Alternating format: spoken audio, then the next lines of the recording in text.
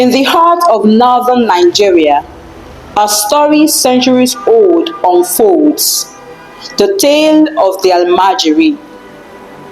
In the bustling streets of northern Nigeria, the term Almajiri is more than just a word. Originating from the Arabic word al-muhajirun, meaning migrants, this was once a noble Islamic educational term. It is a complex social phenomenon that tells a story of tradition, poverty, and survival.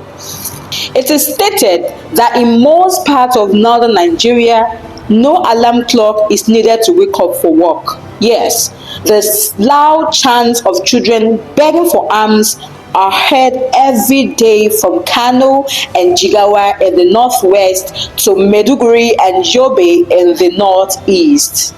According to vast opinion, it is clear that no one is sure about how the original Almajiri system began. But according to popular opinion, it is a system whereby parents send their children to prominent Muslim scholars, sometimes in faraway locations, to be tutored, aiming to mold them into future religious leaders. Pupils were taught to be simple, to be strong, and to be disciplined. Today, however, the case is no longer the same. It is of the belief that the practice now seems like a cause that has created a potential breeding ground for extremist tendencies and antisocial behavior.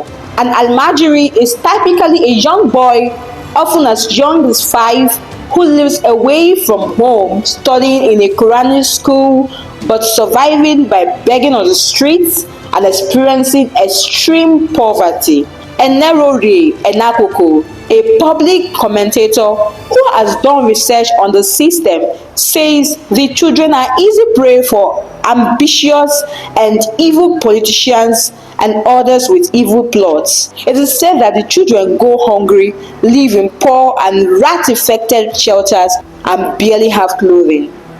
According to Enakoko, it has made them become a haven for breeding disgruntled kids who resort to violence at any slightest provocation.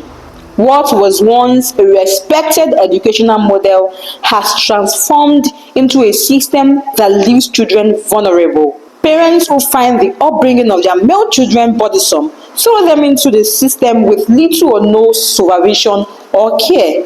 Almajiri, according to some scholars, has now been corrupted by lazy parents, greedy teachers, exploitive politicians, and employer of labor. The Nigerian government, especially the past administration of President Goodluck Jonathan, committed substantial resources to reform the Almajiri system.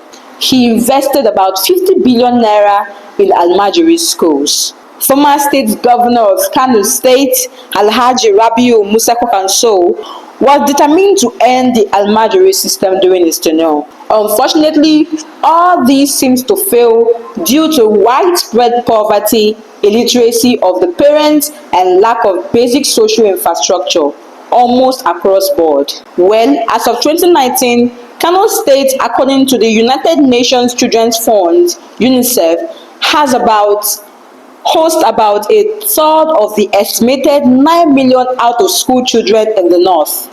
It had about 10 of those schools.